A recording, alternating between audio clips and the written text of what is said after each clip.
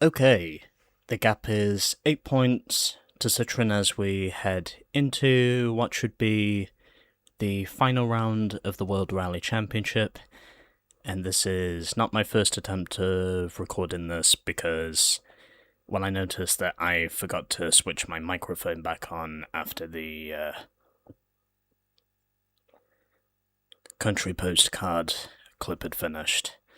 So, looks as though the positions in the constructor standings have more or less been decided, as have the champion of this championship. So let's review our country postcard. Wales Rally Great Britain is notorious for the weather and mud. It's a tough enough event as it is, with stages held on narrow gravel roads through the Welsh forests. As the last event in the WRC calendar, Britain can decide who is crowned champion for another year. Okay, and there is also the rally history.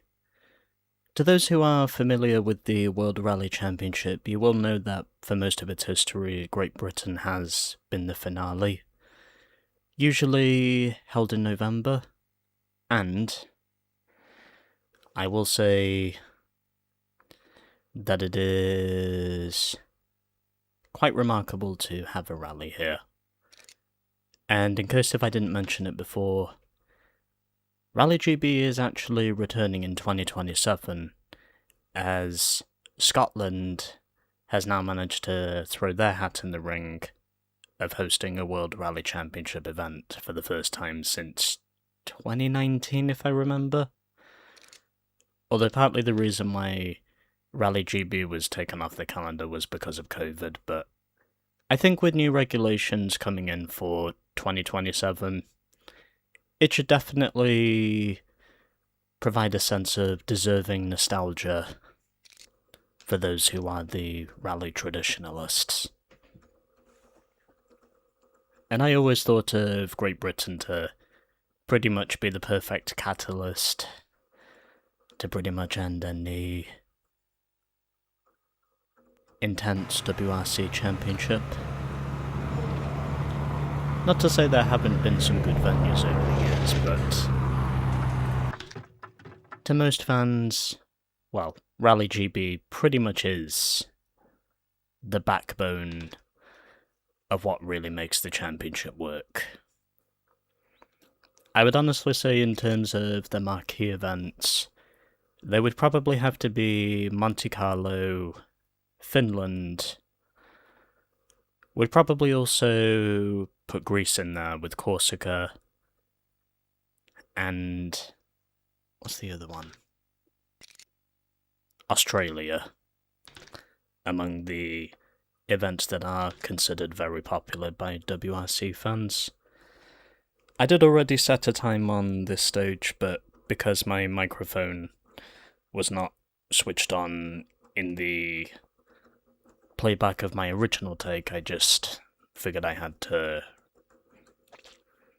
record this again. And to be honest, I did make a lot of mistakes on my first run, so it wasn't exactly anything to brag about. 3, 2, 1, go. One right, 2, 1 left, crest, camber.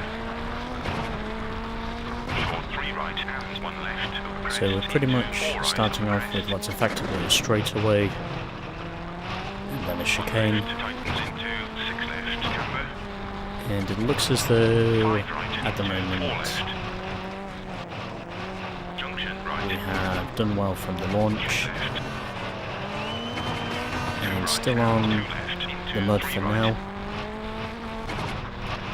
as of which this will be a combination of mud, gravel and asphalt all in one. Really got to watch out there.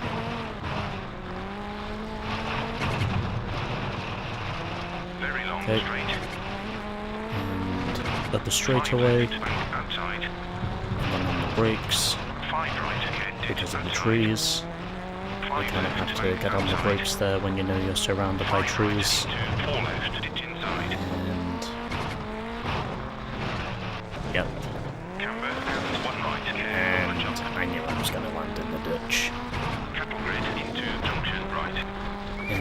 over the cattle grid and onto the asphalt. 3 left, fence outside. 4 right hand through chicane. Okay. 2 right hand, very long, straight. Had to brake there so my car would stay on the road. Hand care, over junction. 3 right hand, 4 And left. it's pretty much flat through here 2 left, 3 before right getting ditch back on the outside. brakes. 4 left, ditch outside. I'm also 1 pretty sure right. if I would have Junction made right that into mistake in gravel. real life, I probably would have blown the engine. Into dip and 5 And right thankfully into this time 5 I don't left run and into hairpin that right. gate post, which is what I did before. Although I cannot avoid the fence on the left hand side this time, unfortunately. Short 3 right into 6 left, don't cut. 5 left Much like into I 3 did right last hand time. over bridge. Long 5 right And ditch over the inside, bridge. bank outside. 1 right hand, And 4 on the left. brakes. Yep. The fence is very close to the road from here. Ditch outside. 4 right. Okay, Long hairpin left. so camber and 12 fence seconds up outside. now. Chicane. Okay, Long 2 right. 5 left, get ditch outside. okay, 4 right, fence outside. alright. 1 left and 2 right, up crest into Okay. 3 left. Going better than I was before, and now I'm not. Or at least I thought I was going better than I was before until those 2 fences Clear of intervened. stage. Although I still managed to go 4 seconds faster than my previous run, so it's fine. 3, I can 2, live with that. 1, go. And now just 2 stages remain before the end. And then afterwards, we can move on to the other 3 championships. So Peter Solberg, Richard Burns, and Harry Rovanpera are the top 4. And here are the other results, as everyone survives stage 1, with Mikko Hirvonen being less than a minute behind Francois Duval at the very back. So here's how we look, heading into stage 2. At this point, not really much else needs to be said to orchestrate my dominance. The dominance pretty much speaks for itself. So 8Ks of driving and also 1 or 2 straightaways there, so we will go and do it. It was pretty much after the first stage that I realised my microphone was still muted. I think I might have also done that in Corsica as well, but it's fine because, well, the pace notes pretty much did the talking for me in maybe stages 1 and 2.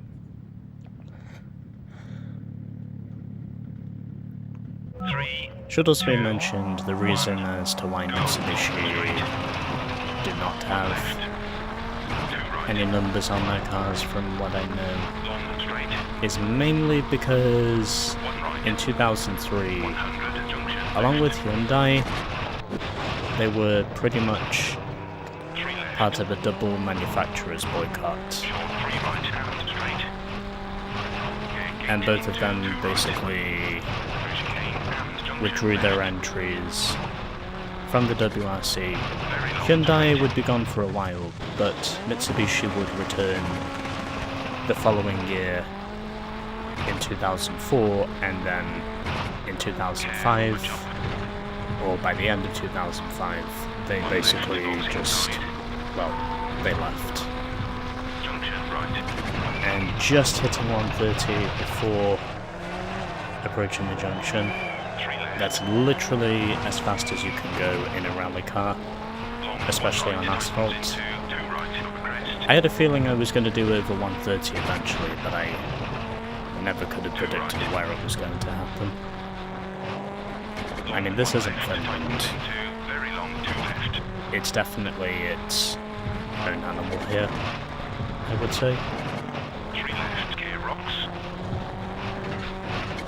But yeah, I mean, going back to Long straight. the rallies that I would say have significant importance to the WRC, Over crest. aside from Great Britain, the other three, I think, if I didn't say this before, would probably have to be, I'd say, Monte Carlo, Sweden, because of all the snow, Finland, and probably Sanremo. Well, pretty much anywhere in Italy, because it should be mentioned that Lancia is from Italy.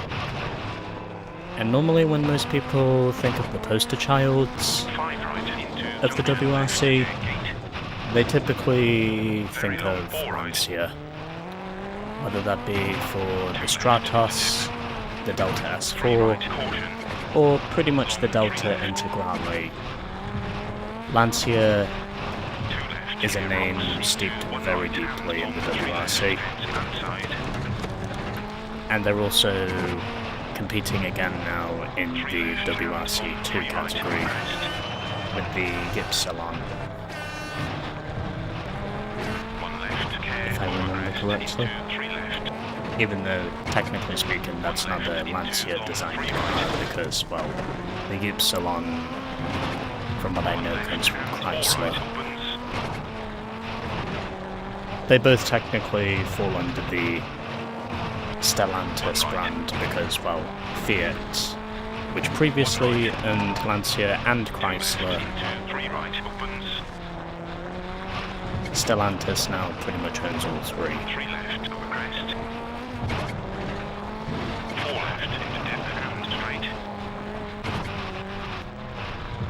You'd almost be thinking to yourself that, in a way, they're almost like the Viacom of the cars industry. I would say the Disney of the cars industry, but Disney is a completely different kettle of fish to Viacom. I'd say Viacom is probably more accurate, in my opinion. Anyway, let's get our replay recorded. Okay, I think we have at least got some half-decent shots there, so I think we're just going to move on now,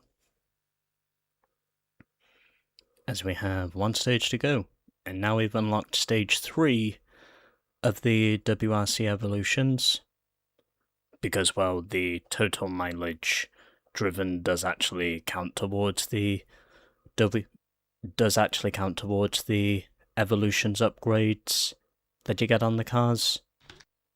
They basically evolve for practically every 50 kilometers you drive, I think is what the idea is. And these are the results, and everyone survives stage 2, and it looks as though we could have some upset results here, potentially. Although, I wouldn't think anyone is going to retire before the end, the way things look. Because since this is only 3 stages each, you wouldn't really expect attrition to play a factor in this. As we end off on the Cardiff docks. 3 kilometers, raining dull apparently, are the weather conditions. Don't need to look at the CBT. And everything else, well, let's just go and do what we need to do, and then that'll be the Novice Championship out the way.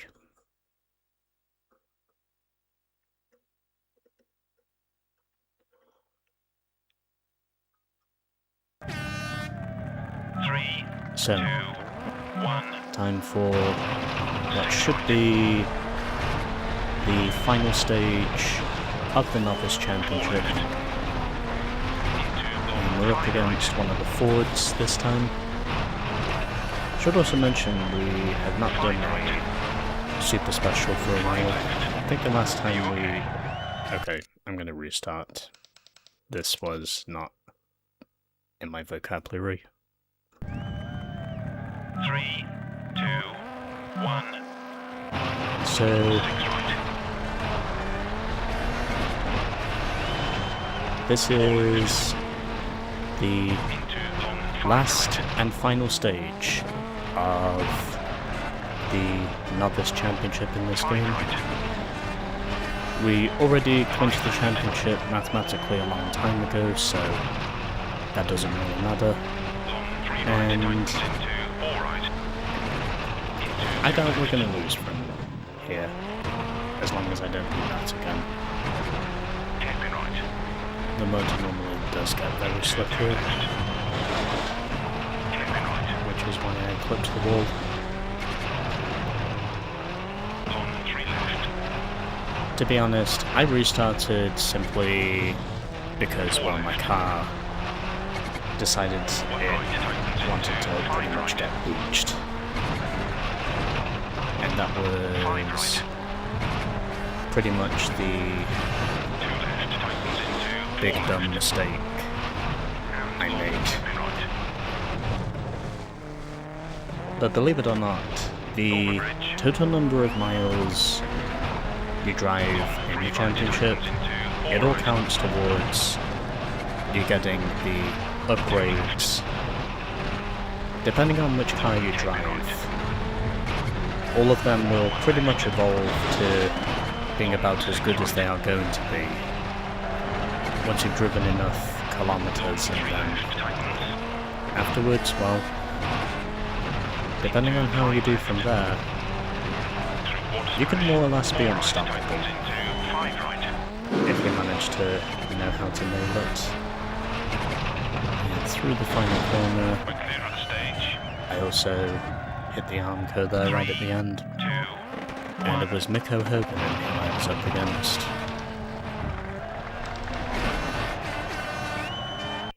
How ironic.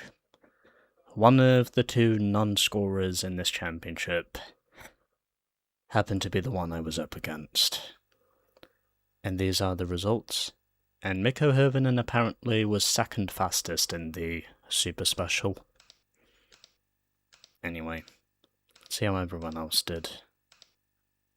And everyone makes it through, as Tony Gardemeister does move back up into the points to get another 2, I think, for Skoda, winning in the end by less than a minute over Marco Martin, with Carlos Sainz in 3rd, Harry Rovanperä 4th, Sebastian Loeb 5th, Richard Burns P6, with Tony Gardemeister P7, and Gilles Panizzi getting another point on the board for Peugeot. Then Didier Auriol finished just outside the points with Petter Solberg in 10th, and there's the bottom 7. Rounded off by Mikko Hirvonen, this time by just 7 seconds. No, wait. Yeah. By virtually 7 seconds behind Marcus Gronholm, who was P16. Okay. That is the Novice Championship now done. And for pretty much the final time in the Novice Championship, we get the podium celebrations.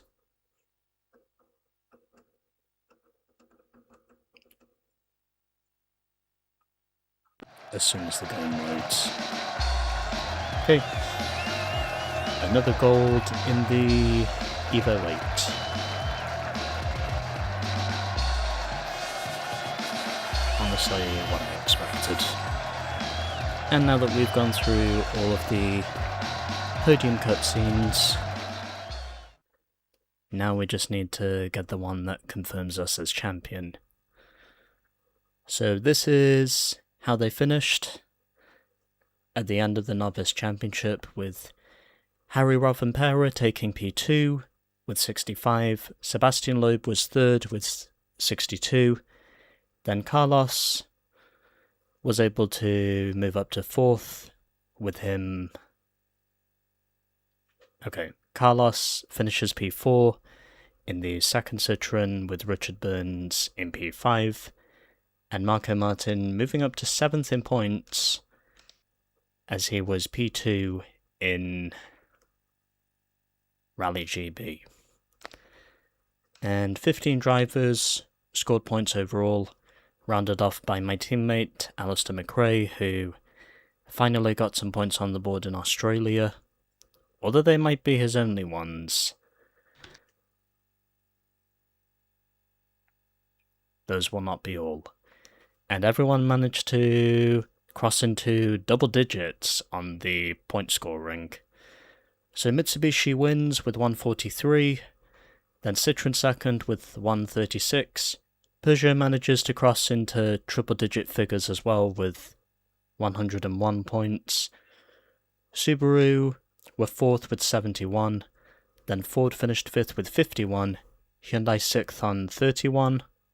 We've got 4 straight ones in the final points from 3rd to 6th. And at the back, Skoda managed to cross the double-digit point scores with 5 points as they end with 13, precisely 113 points. 130 points behind Mitsubishi.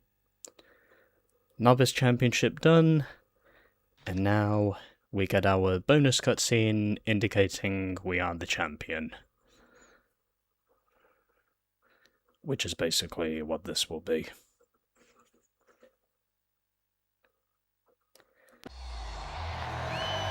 So, yeah, World Rally Champion baby, woohoo! It's basically the same podium celebration we get for every other rally we win.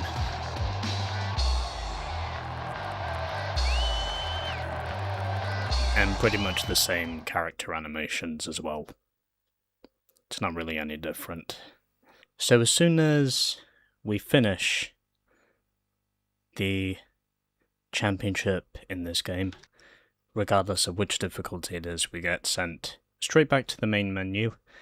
And something else I should mention is that something else we get once we've done a full championship is how many miles overall we've driven.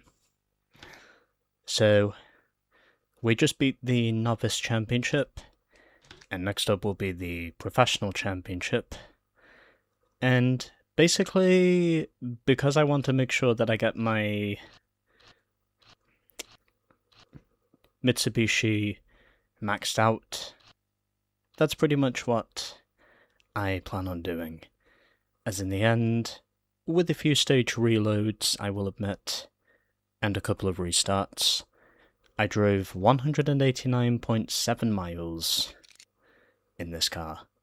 I think it's usually every 50 miles you drive that you technically get to see the car being upgraded. And because we're now in stage 3 of the WRC evolutions, that means we only have to drive another 60 kilometers, well, or 60 miles, depending on your preference, to fully upgrade this car. And that's probably what we'll end up doing in the Pro Championship, because we can. As we're now into the Rally Art stage. And these other stages are here as well, with HKS and Brembo. This is what we are currently at, and we still have 2 stages left. So we've done a full championship, and also sweeped it, and next time we will be getting on with the Professional Championship. And that does it for episode 14, and we'll see you in the next one.